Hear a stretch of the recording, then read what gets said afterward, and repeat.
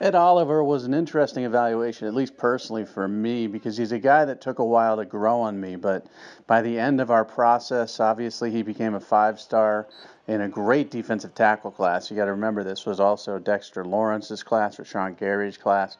But he was not overshadowed by those guys. I thought he was a little blocky at first. When I first saw him, he was a guy who was built like a cement block, which isn't bad, but he didn't really look like a guy that was going to be amazingly athletic, who could change direction, who could do a lot of the things that he did. And he was a little bit stubby based on my first evaluation. But then I saw him again.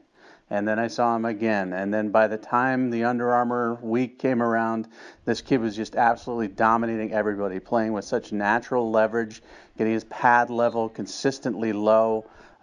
Just rocking offensive linemen back in their stance, coming off the ball with quickness, with an array of pass rushing moves when he was doing that, and the ability also to take on multiple blockers and hold up the line of scrimmage and work his way down the line of scrimmage as an athletic defensive tackle who could run plays down from the outside, inside of the field down to the outside of the hash marks. So just a kid who could do everything. I'm very, very glad that my initial evaluation wasn't what I stuck with. I'm very glad we didn't stay stubborn on that and worry about his size. Because, again, he's not the biggest defensive tackle in the world, but he is very quick. He's very agile. He can shoot the gap extremely well. And with all of those attributes that he has, plus a tremendous motor, this kid never stops going. Ed Oliver is a guy who could be the #1 overall draft pick in the NFL draft coming up.